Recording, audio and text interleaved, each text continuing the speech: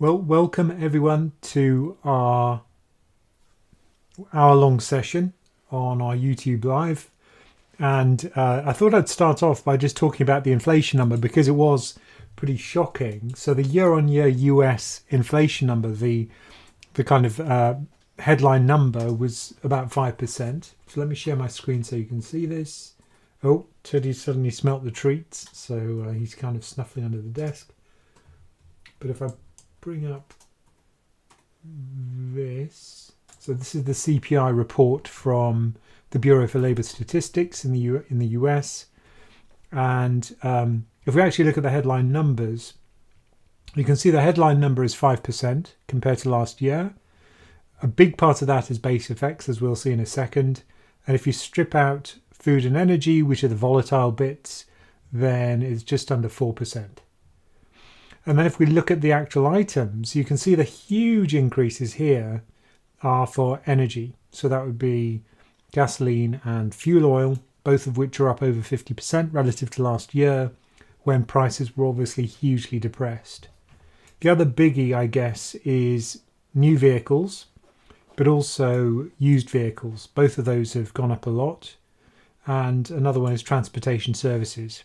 So if you want to get your car fixed at the mechanics, then that's looking pretty expensive. But it's certainly not true that everything's gone up. So for example, medical care commodities actually went down a little bit, and food at home hardly went up at all, whereas food away from home went up quite a bit, because there is a bottleneck, as many people want to go out, have been locked up for a long time. It's hard to get staff, so presumably they've raised wages. Chipotle, for example, which is a US restaurant chain, said they raised prices because of increased cost to them of staff, I believe.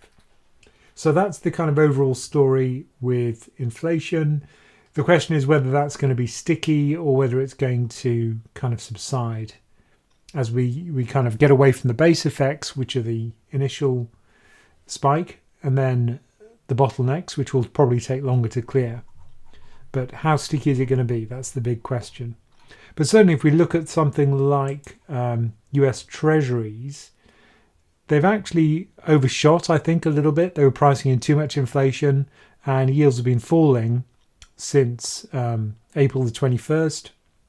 This is the 10-year yield, and that's fallen from around 1.7, a little bit more than 1.7, to around 1.5 today. So I think markets were expecting a little bit too much inflation, and the bond market is kind of fairly sanguine, fairly optimistic that inflation won't go crazy. It seems to be agreeing with the Fed rather than all the paranoid screechy YouTubers. I'm not one of those, clearly. Okay, so that's the story with inflation. And this week, which may interest you if you're a Patreon supporter, we just published for members a preview of our next video, which is about tech stocks, whether they're going to drag down the US equity market, US stock market. And everybody is interested in my portfolio, strangely. So somebody asked, why did I choose Vanguard Global All Cap for my portfolio? So I'm talking about the reasons for that, and you may be surprised by some of the reasons. A lot of it's to do with my own ignorance and my laziness. So you have to kind of work around your own foibles, I think. So those are the kind of things we've been up to this week. And another one that might be relevant soon is overcoming behavioral biases as markets fall. So I've got some workarounds there which might be useful for people. So these are the kind of things you get as a member. All of these get unlocked. And I think we're not much short of 100 videos right now. Oh, no. More than 100 videos, which members get access to. You get access to all of the backlog as well. I mean, I have to have a spreadsheet so we remember all the stuff we've done. But every week people vote on questions, and I produce a video every week for members. Just to give you an idea of what we do. We also have a fantasy portfolio challenge where people enter their portfolio, and these are the assets you can choose, and then we run it for about a quarter, so 3 months, and people the person who gets the greatest risk-adjusted return, so that's return divided by volatility, wins a year's free membership of PensionCraft. Last time somebody donated their money to a charity, a dog's charity, which we very much liked. But, everyone might not choose to do that, and you could win a year's free membership. But that's only available to members, so that's another thing you get as a member. And in terms of equity markets, I'll just mention the S&P 500. You can see that it's been grinding up for a while. It's kind of flattened out, and there hasn't been a lot of flow recently, unless you buy AMC. But the flow for the broad market has been fairly low, which is fairly typical for summer because people have got better things to do. So back to the YouTube live, and there's a question. Back to me. Okay, so do you want to explain how you answer questions? Oh yes, so I'll be answering questions for an hour, and if you're one of our YouTube supporters, then you get pushed to the front of the queue. We can tell who you are if you are a YouTube supporter because it's got a little crown over your name, a little PensionCraft crown, and you can always become one, and then anytime you're on one of these YouTube lives, your question will be pushed to the front of the queue. Or you can do a super chat. Again, you have to pay for that, and then we'll push you to the front of the queue. And if there isn't a super chat or a member asking a question, then I'll just go back to the list on YouTube. So that's the way it works. And we've got 54 minutes starting now. So first question is from a member, and Laura's just chatted me here. Okay. So it's from Talbot Sunbeamer. Hello, Talbot Sunbeamer. Hi, Ramin. It seems that quarterly earnings are often underestimated with big beats on reporting days. Are analysts just being conservative, or is this a deliberate ploy to influence stock prices? Well, it's actually a funny process, and I was never really that impressed with the way it worked. So let me just kind of talk you through the process. There are people at investment banks whose job is to forecast individual stock earnings and almost every other aspect of their balance sheet. So how does that work? Well, they'll be given guidance by the company itself. So they'll speak to the chief financial officer probably, or one of their representatives, who will give them guidance as to where they expect the numbers to be for the following quarter. Then you might expect what they might do, the company, when they're given their guidance, is to play it down a little bit, because then when it's actually published, there'll be a positive surprise and there'll be a little boost in the share price. And it makes them look good. People were expecting this, but look, we actually got that, which is much higher. So it's a little bit of an odd game. It's hardly surprising when they surprise on the upside. So what some people look at is the surprise, which is if the expected number is 100 and it's actually 110, then there'd be a 10% earnings surprise. So, but the thing is, I think that surprises aren't surprising. So that's why I think it's a little bit of a rigged game and not particularly interesting. What really matters is growth. You always compare a company with its history, and if its numbers gone up or down, the next question you ask is why it's gone up or down. Is it because margins improved?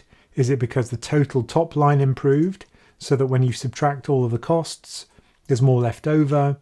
Maybe they've decided to make an acquisition, which may have reduced their cash available, or perhaps they've decided to buy back some of their own stock, which tends to push up the price. It always tells a story if you look at the earnings progression. Why has it gone up? Why has it gone down? And is that a positive story or not? So that's the way you should be thinking about it, rather than this is what the broker expected. This is what most brokers expected. It was actually here. I mean, who really cares? But you could say that if they do disappoint, if it's below expectations, then usually you do get a market sell-off. You do get a sell-off for that share. So in that sense, maybe the immediate market reaction does depend on the forecast, but that only lasts for about a few days at most, and then it's back to the fundamentals. So I don't pay much attention to it. Some people do, because I'm kind of long term in my outlook. So I do care about what happens to earnings in aggregate for the S&P, but for individual stocks, I don't usually look at that. But it's kind of interesting if you work for a company to read its annual report, or if you do single stocks, obviously you'd have to do that. But I don't. Good question though. Thank you, Talbot Sunbeamer. I'd expect no less. Right, back to the questions on YouTube. Nice to see you again, Rushar. Good evening, Ramin. I wanted to ask if you think that the publishing of the COVID origin investigation report, possible lab leak, by Biden might cause trouble in the markets. Personally, I don't think it will. And I think the reason is that it won't be conclusive. You can never really know whether a virus was cooked up in the lab or not. The only evidence I think which is convincing is if they actually sequence the DNA or the RNA of the virus for the workers which were first infected in that Wuhan lab. And frankly, I can't believe that they're going to do that or publish it. So I doubt they'll be able to tell, because the thing is about these viruses is they mutate all the time. And the first sequence that was published was actually published by the Chinese. I think it was in February 2020.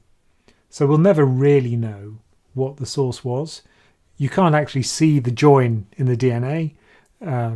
It will, and if they're clever, people could make it look like it's just a spliced together natural RNA sequence. They'll take some virus from a pangolin or something from a bat, splice it together, and try and make it subtle. So who knows? I don't think it'll make much difference to markets anyway, because I don't think it'll be conclusive.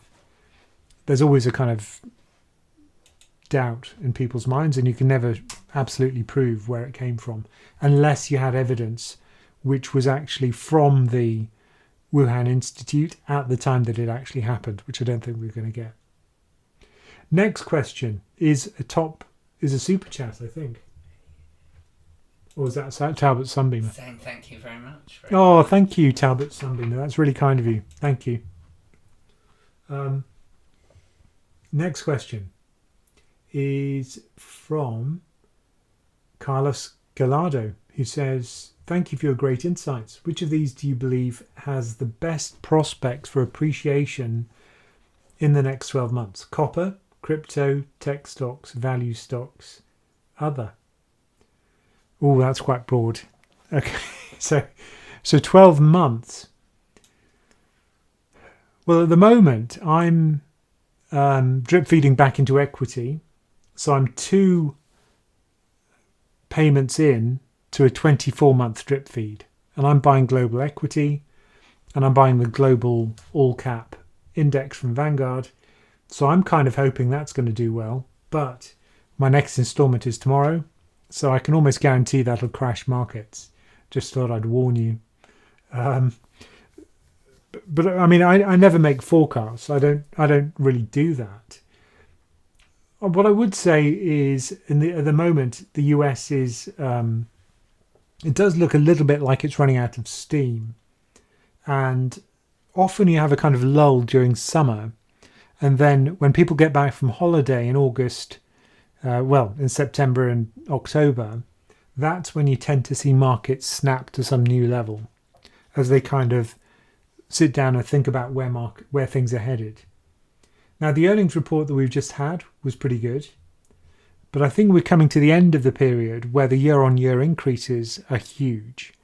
Maybe we'll have one more quarter when we'll be comparing with a weak base, but then we just get back to the normal difficult problem of how companies increase their profits. And I think for the US, it's going to be very difficult to maintain this level of growth for any length of time, because we had a very good quarter this quarter.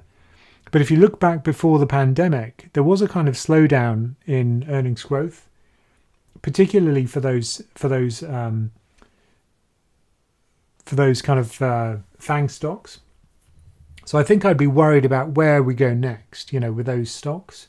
And I think if those do disappoint in the next quarterly earnings, but that's not for 3 months, then, or the one after that, because you did ask about a 1 year period, then I think that could be a drag on markets, a big drag potentially. And certainly where valuations are now, there's a lot of room for a correction. So there's not a lot of support from the valuation side if equity market earnings don't continue to surprise on the upside. So those would be my worries. The commodity rally has been very strong. And in February, I was talking about the commodity super cycle, and I made a video about it. And I bought the fund. I bought the long-dated commodity fund from Legal and General. And that's done very well. It's up about 9%, I think, since I bought it. And it has gone up very sharply, which is good. But I think that at some point that's going to kind of turn around fairly sharply. That usually is what happens to commodities. These very strong rallies with a sudden turnaround. So I think commodities, I wouldn't at this point be betting that they'd rise hugely from here, because the kind of driver has been reopening. Copper in particular is driven very much by China. But if the US starts to build infrastructure, and it depends on copper, maybe that could make it last longer. It really depends on what the US stimulus gets spent on. But we'll have to see. I think it's probably best to just kind of wait and see what Biden's going to do with that stimulus.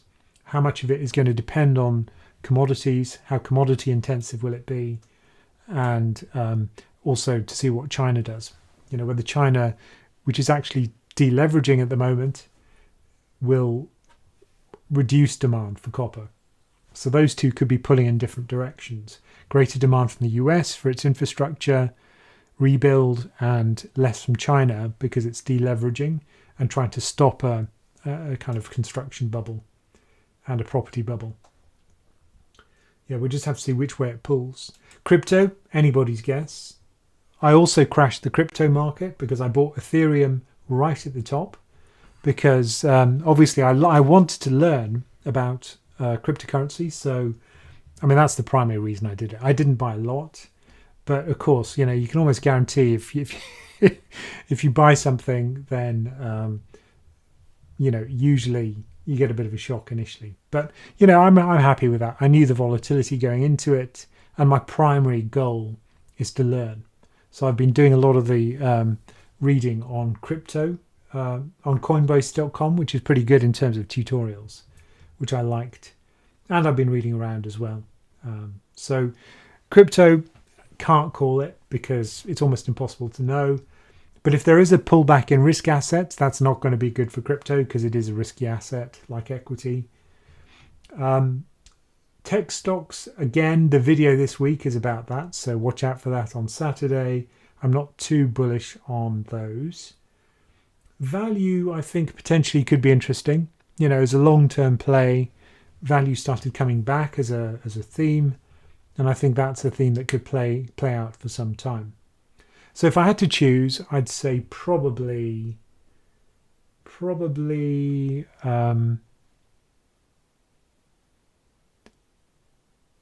something safe. So I'd say something safe because I think there's going to be a bit of a correction over the next 12 months. So maybe investment grade credit, might be a good one because it's got a bit of a spread. There's not much credit risk at the moment because the credit quality is fairly high in the US. And what I'd expect is that there wouldn't be much of a sell-off if equity markets corrected a bit, or even treasuries. So yeah, over the next 12 months, I'm not that sanguine about risk assets. So I'd say go for something safe. But hey, you asked for my forecast. That's what I think. But I am buying more equity myself. So let me tell you, that's going to crash markets. Okay, next question is... Oh, yes, like our stream.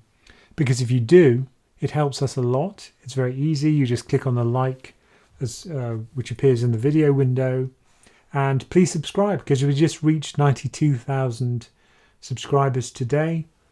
And so we only have about 7,999 to go before we reach 100,000. And then we get a nice little shiny plaque, which you'll see behind me next to Teddy probably.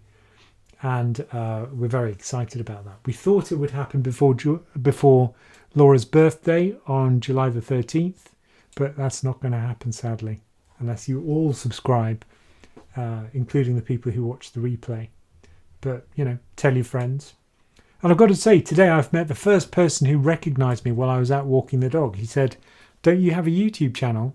So we started talking about ETFs. And I had a bag of poo in my hand, which is the first time I've talked about finance in that state. There we go. Slack, yes. Let me just have a look. So we've got a question from Stephen J, who says, firstly, thank you for supporting us, Stephen J. He says he lives in an EU country that doesn't have an ISA. So an ISA, if you're not aware, is a tax-protected investment account, which the government in the UK very kindly says you won't have to pay any capital gains or income tax for anything in this portfolio ever. So it's incredibly useful. So he says you have to pay tax on capital gains in the European country in which he lives. Any advice on problems buying the different ETFs in different countries, different currencies? So that's US dollar, sterling, euro, that may become a problem.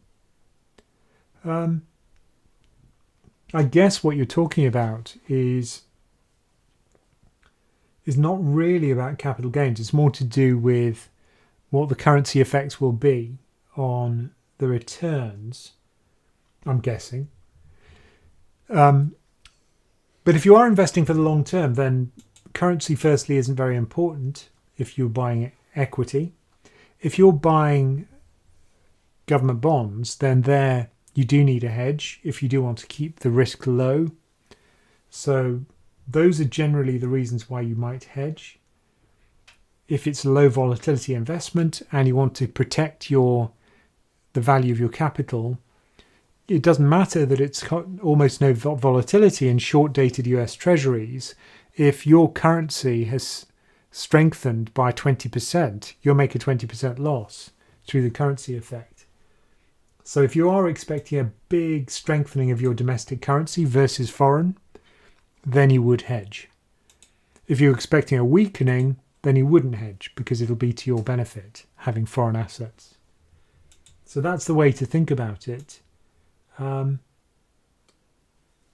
I'm not sure what your point about capital gains would be there. Obviously, that will be affected by the currency effect. So, if you're very close to hitting some kind of threshold for capital gain, then a currency weakening for your domestic currency may just tip you over the edge. Maybe that's what you mean. But you can always ask another question. You just do a follow-up and I'll happily answer. Arsenio, hello. Nice to see you again. Thank you for supporting us. And hello to you. Do you have any opinion on the work of Mandelbrot about fractal geometry and financial markets? I found his book interesting, but I wonder what a mathematician thinks about it. I'm not a mathematician, I'm a physicist, but I shall tell you what I think. I think only in the broadest sense is fractal geometry really relevant to investing.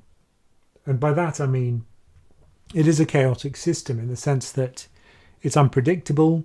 A small change in initial conditions can make a massive effect further down the line, just as you find with weather. So that's another non-linear system of differential equations. So they always say that if a butterfly flaps its wings in the US, it can cause a hurricane on the other side of the world, which sounds like hyperbole, but in fact, for non-linear systems, it's true. A very small change in initial conditions can make a massive change as the system evolves over time. And I think financial markets are very similar. And we often see a situation where a seemingly tiny thing makes a massive effect on markets. A throwaway comment by the Fed chair in 2012, where he just says, oh, we're thinking about raising interest rates, or, we are considering a tightening of our policy. And then you get this massive taper tantrum, which affects every asset on the planet over the next few hours. I mean, that's a chaotic system. So I think in that sense, any kind of human behavior will to some extent be non-linear and amplify these kind of distortions. So in physics, we call that an unstable system or a non-linear system. So I think Mandelbrot's work to do with that is very relevant, but only in a kind of qualitative sense. It doesn't actually tell you, buy this asset if that happens. So I don't think it's directly applicable in terms of helping you build a portfolio. But it is interesting. I mean, I like the idea of applying geometry to things like, to anything, in fact. So it is interesting, but I'm certainly no expert on Mandelbrot's writings about markets. And I know I think he wrote his PhD about markets before he went on to do things like design the Mandelbrot set. As far as I know, that was the order in which he did it. But and then his work was lost for a long period of time, and then people rediscovered it. So yeah, it's interesting. Anyway, a lovely question. Thank you for that, Arsenia. Okay, so back to the questions here. Please like our stream and please subscribe, because we're at 92,000. We're very close to 100. We've probably got a couple more of these before we hit 100, but exciting. We're not going to make it before Laura's birthday, I don't think, July the 13th, but hey, it would still be nice to be closer. Yes. There we go. Good boy. Right. So back to the questions.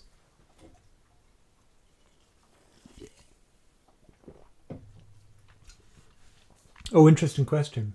Sarchmaster says, as an ETF investor, are you worried about meme stocks skewing the indexes? Not really. I think if you look at the flow, if you look at the actual volume of trading, we've entered this crazy situation where stocks like AMC had a higher volume than stocks like Tesla, which is obviously a much bigger company, a massively bigger company. Usually, if you look at the actual volume of trading, it's proportional to the market capitalization of the stock. I think what's happening at the moment is the SEC is a little bit like, I don't know if you've watched The Hobbit, the bit where Bilbo's inside the treasure chamber and Smaug the dragon just kind of opens one eye and he wakes up and he can hear the treasure kind of tinkling, and then he wakes up. I think it's a little bit like that. The SEC has finally woken up to the fact that actually it's not such a good idea to have these pump and dump schemes, and maybe they should do something about it.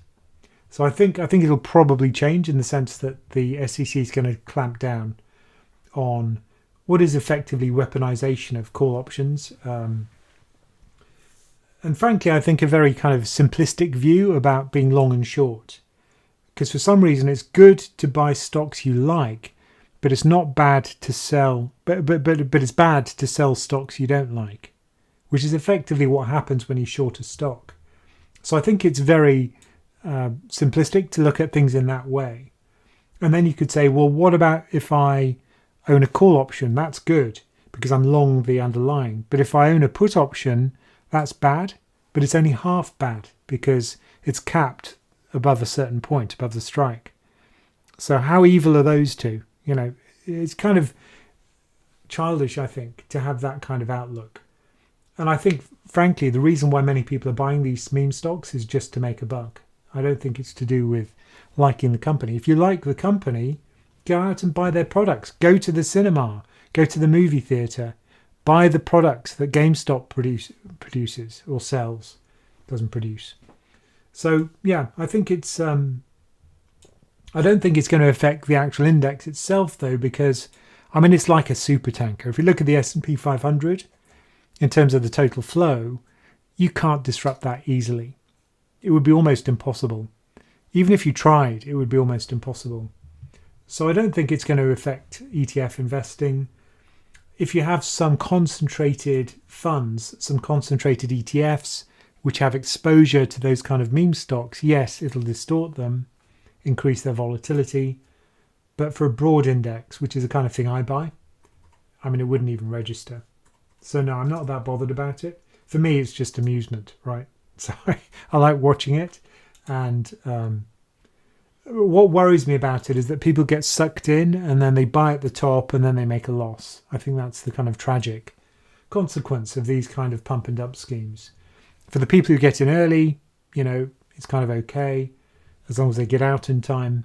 But for people who get in late, of which there are many, then they can make a life-changing loss. Okay, so yeah, I don't think it's a big deal for index investors. Clarification from Stephen. Oh, clarification, very good. The ETFs. So Stephen J asked about buying stocks in his EU country where he lives that doesn't have an ISA. He was asking about capital gains. He says the ETFs can only be bought in the currency sterling or US dollars on the exchange. On the exchange, the money from euro to sterling or US dollars to buy the ETF.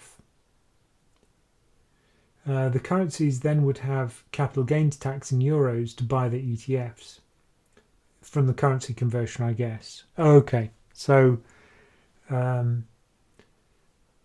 guess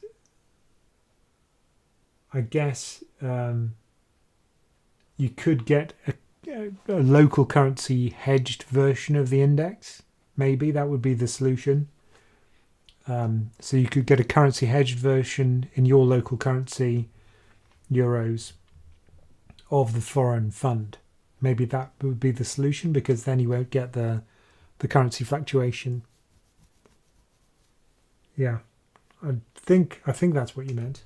Okay.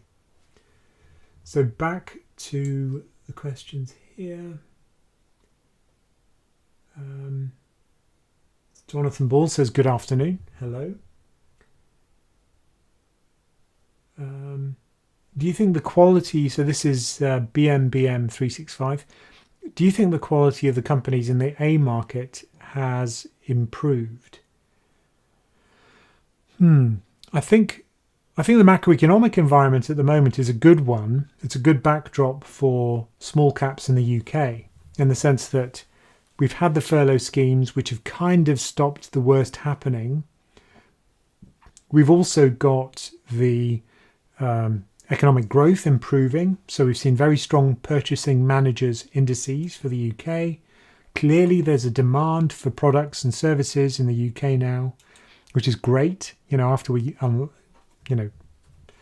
get back to normal activity, something approaching normal activity.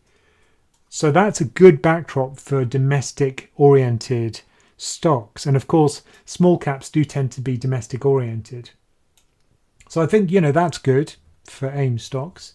Do I think they've fundamentally improved in terms of balance sheet strength or quality of companies? Probably not. They're still very risky. They're still very shaky in the sense that if they weren't, they'd be bigger, right? So they're just still growing.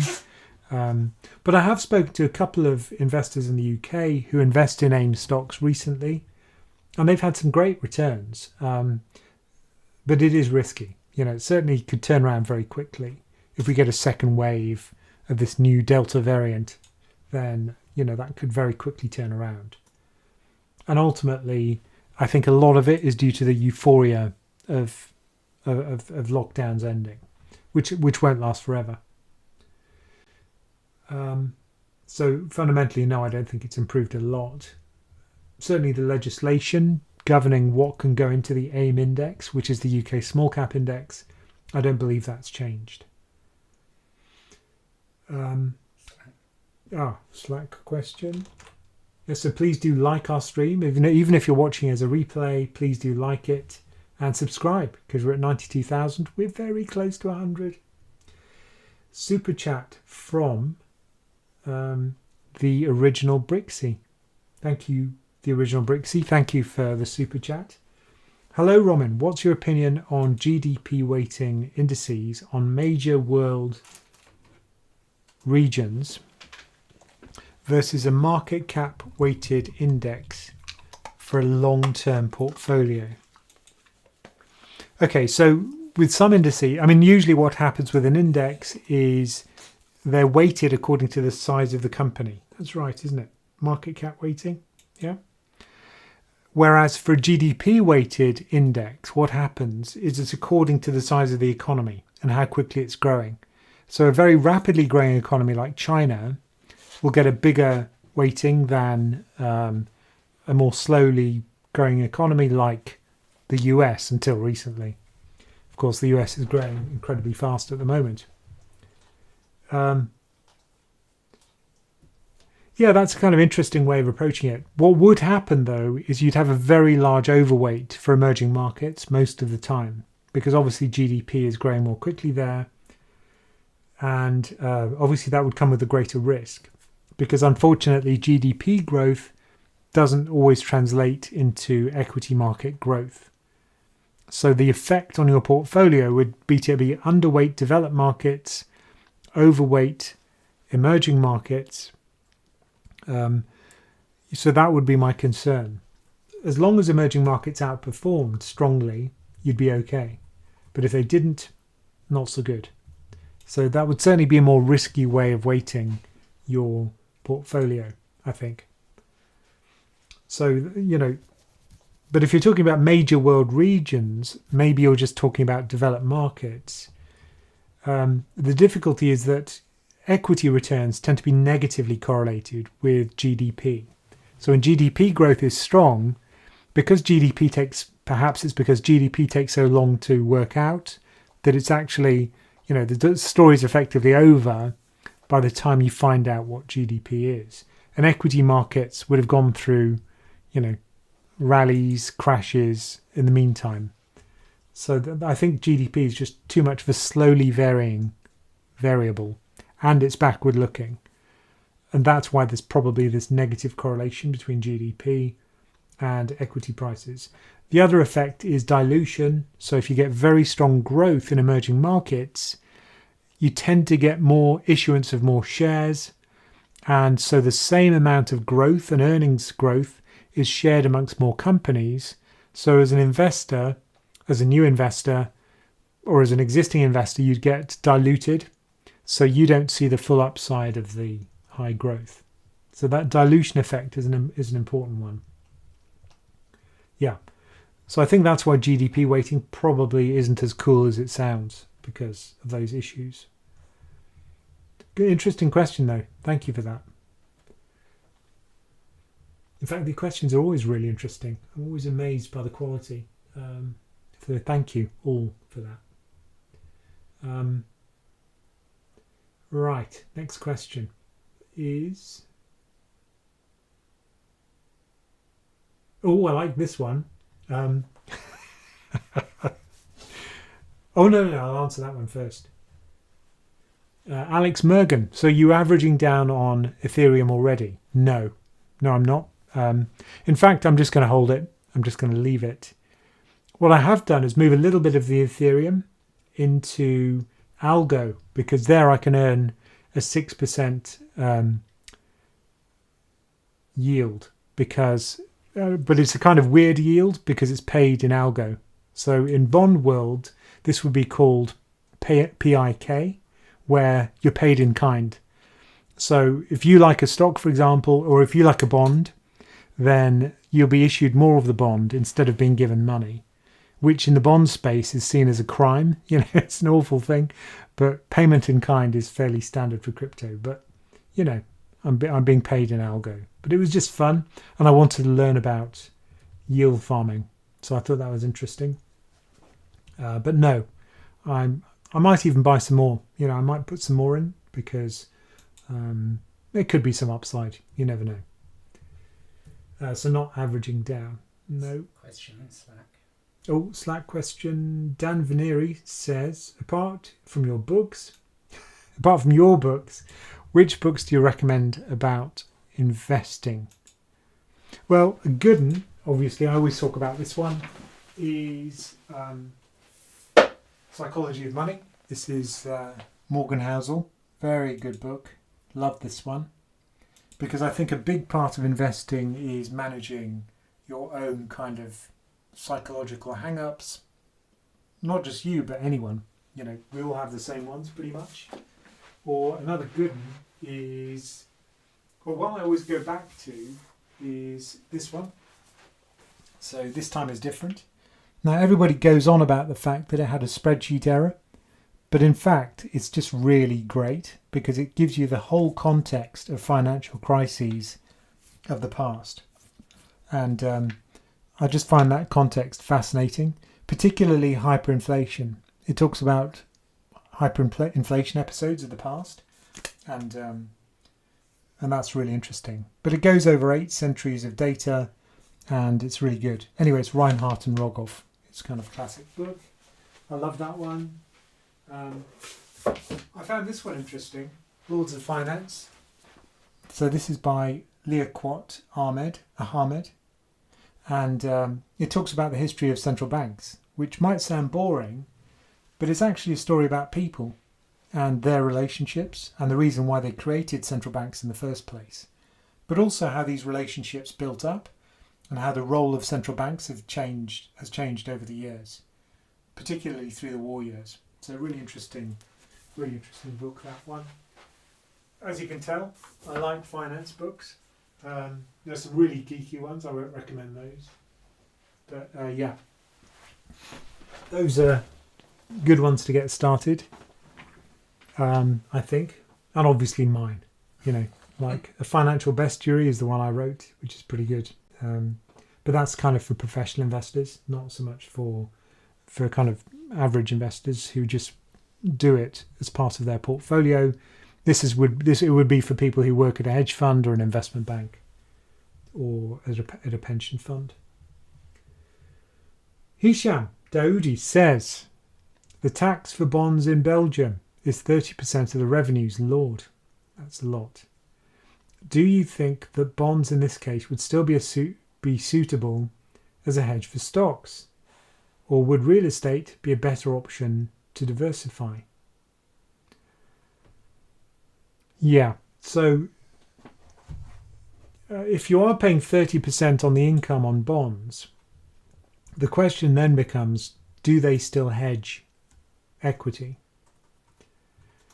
And the answer is yes, they would, because even if you're having to pay away some of the income back to the government, which is kind of crazy, they give you a coupon payment, then they take it back in the form of tax. But the point is that they're good at capital preservation. And if you look back to what happened in March 2020, long duration bonds rallied a lot, so 30%. Intermediate duration, this is 7 to 10 year, was up, 20%. And then short duration was just up a few percent. So, you know, that will be true whether or not you're taxed heavily on the coupons or not. So is it still a good hedge? Yeah, it would still be a good hedge if equity markets crash, because when people are scared, they buy safe assets, and that would be government bonds. That's still the case now. It will probably always be the case, unless it's something like a taper tantrum where the same common factor is driving down the price of everything. But that's a very unusual situation and very special, and more to do with monetary policy than fear. So I'd say, yeah. Now, real estate is a risky asset. So whereas government bonds are a safe asset, so you could literally take 2 boxes, and one would be the risky box, one would be the safe box, the safe haven box. And in the risky box would be equity. It would be risky currencies like the Aussie dollar, Singapore dollar, emerging market currencies. And in the safe box would be things like US treasuries, especially the short duration ones, and safe haven currencies like the dollar, yen, Swiss franc. Those would be in the safe box. And when equity markets sell off, and fear increases in markets, all the stuff in the risky box falls, and that includes real estate. Real estate falls in the risky box. Just plot the correlation of a real estate investment trust, anyone really, versus equity, and you'll see the correlation's high. Plot the correlation over the long term between government bonds, US treasuries, and equity, and you'll see that on average it's very low in comparison. That's really the long and the short of it. So if you do want a safe haven investment, real estate is not it. It's not a safe investment in the form of real estate investment trusts. Property in the form of a house, that I'm sitting in now, that's less volatile because it's not priced. If it was priced more regularly, I suspect it would be volatile. But because you don't know the price, because it's illiquid, you can only price it once every, whenever an estate agent happens to roll in and tell you this is what it's worth. And they probably get that wrong. You never really know what it's worth till you sell it. So, I think real estate does diversify to a certain extent. So bricks and mortar real estate. Commercial real estate does not diversify equity. And that would be what you'd buy with REITs, real estate investment trusts. So don't make that mistake. They're not. Real estate is not a good equity diversifier in the form of REITs. So Dan Veneri says, thank you for the book recommendation, my pleasure. Have you used BlockFi to earn interest on cryptos? No, I haven't. So I just had a really basic Coinbase account. I haven't even got the professional one, although I have looked at the professional one on Coinbase Pro. So I don't have BlockFi. No. There was a thread about it on Slack on PensionCraft where people were talking about earning a 6% yield on, I think it was Tether, through one of the US, I think it was Binance, the exchange. But I haven't looked at that. But maybe I should. That would be interesting. I'm slightly concerned when something has a 6% yield when it's supposedly low risk, because I'm thinking, that's not low risk. Not if it's giving me a 6% yield. But anyway, that's why I did it, because I wanted to learn about it. And clearly I haven't learnt enough. Okay, so how are we doing for time? We've got 13 minutes, loads of time. So please do like our stream, and please do think about joining us. PensionCraft, if you become a member, you get access to a lot of resources, a lot of goodies, which I think would help you become a better investor. And please do subscribe, because we're very close to 100,000 subscribers. Even if you're watching in replay, that helps us. And I know we're kind of getting more popular, because we're getting loads of offers from companies saying, will you promote our product? So the only ones I'd consider supporting would be things which don't directly involve the financial markets, because I'm slightly concerned that if we did say promote a platform, then it would stop us being independent. Whereas if I support a product which isn't directly related to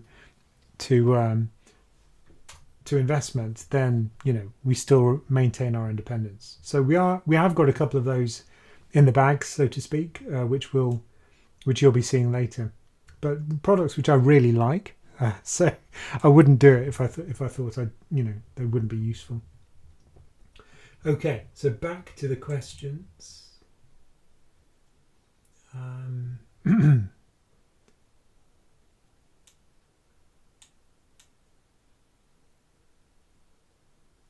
Yes, interesting. I shouldn't just read this. I should. Okay, Parvez Bahadur says, your strategy on retiring on dividends, please. Yeah, I did a whole video about that recently, and the gist of the video, which I won't go through obviously in detail now, is that if you do buy dividend stocks, you have to buy a lot more of them than if you have a portfolio which is designed to be sacrificed. And by sacrificed, I mean you sell the assets in order to extract the money. And what I talked about was a perpetual portfolio where the average growth rate is so high that you can actually harvest quite a bit, which means you don't need to have so much in the pot in order to have a livable income. And furthermore, it's a perpetual withdrawal in the sense that it's sustainable. In the same way that if you have a sustainable harvest, you don't take out of nature more than it can regenerate year by year. And portfolios are the same. So what you want is a portfolio which generates a lot of growth, so that allows you to skim off more as a percentage, which means you don't need so much in the pot. So that would be my concern. Dividends at the moment are very low. Dividends tend to move in step roughly with yields. And of course, we're at a 400-year low in yields at the moment. So dividends are also very stingy, which means you have to have a lot in the pot to live off the dividends. So I'm not a big fan of dividend investing for people who've retired. Have a look at my video anyway. I think you might find that interesting, Parvez. The one about perpetual retirement portfolio. It was only a few weeks ago. I think you'll find it interesting. Super chat. Ooh, super chat. Brilliant. From Sunshine Jones. What a lovely name. Well, thank you for the super chat, Sunshine. That's lovely. Good evening, Ramin. Fantastic information as usual. Thank you. Are you able to do a beginner's guide to cryptocurrency for us newbies? Yeah, in fact, I'm kind of like in a good position to do it because I'm a newbie, which is kind of weird for me, but I love it. I like learning things. I'm a bit of a knowledge junkie.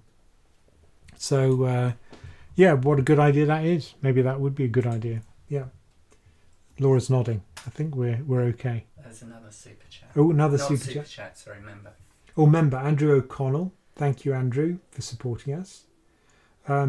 What do you make of IUMF, US Momentum, ETFs, shift to financials and value? Yeah, interesting. There was actually an article in the FT about this recently by Robin Wigglesworth, who's really a great journalist. I love his stuff. He's just published a book as well, which is about ETFs. But what you're referring to, I think, Andrew, is the fact that if you look at Momentum, which is a fund which buys stocks which are rallying, if value is outperforming, then Momentum will be highly correlated with value. If growth is rallying, those two tend to pull in opposite directions, growth and value, then growth would be correlated with Momentum. And what's happened recently is there's been a massive shift in the stock composition of Momentum, which only rebalances once every quarter or 6 months, such that a lot of the contents are value stocks. And that's because value's been outperforming. So whatever outperforms, Momentum will buy. So I think that's just a sign that value has done well recently. Because the thing is, it's backward looking. Momentum looks back over time because it can't predict the future. But what's good about Momentum is that usually what happens is if one style is outperforming, it tends to persist for longer than you'd expect. It's not just random. Usually these styles come in phases, regimes. And what it feels like is we are entering a value regime for whatever reason. Value underperformed for a long time, many years, and now it's finally coming back. So hopefully that rally continues, because I think growth has done incredibly well, but the valuations, you've just got to look at valuations for some growth stocks, and they're still crazily high. So maybe it's value's time to shine. Okay, so back to the questions.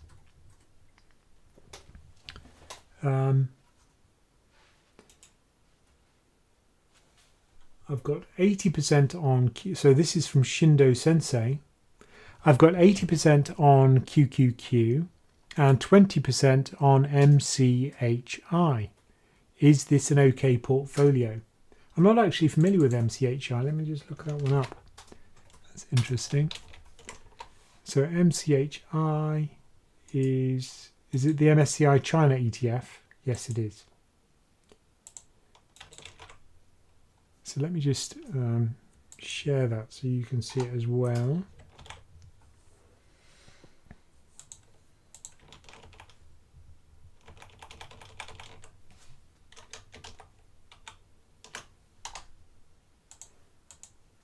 Okay.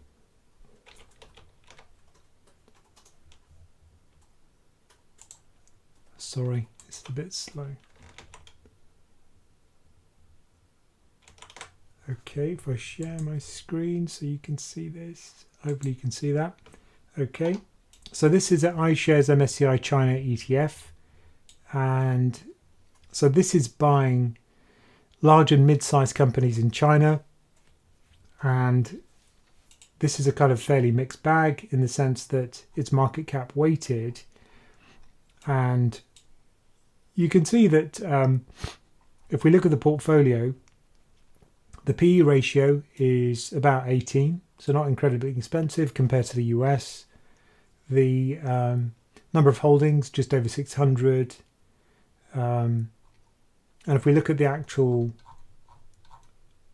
exposure breakdowns and look at the sector composition, you can see consumer discretionary is a big chunk of that, about a third of it. Communications about a fifth. Financials is about an eighth. So those kind of dominate the index. Now, some people suggest using non-state-owned enterprises in China. So maybe that's something to consider. Maybe that would be a better form of China exposure for you. Really depending on whether you think state-owned enterprises are a good thing to hold, because they do tend to dominate the indices in China in terms of market cap. So, some indices exclude those deliberately, and allegedly that gives you a better return over the long term, because generally these state-owned enterprises aren't so worried about shareholders. It's much more driven towards providing a service for the Chinese people than it is about giving good rewards to the shareholders. So, excluding state-owned enterprises might be a way to go. But let's just have a look at your allocation. 90%, 80% QQQ, 20% on China. You're 34 and looking to hold for at least 20 years.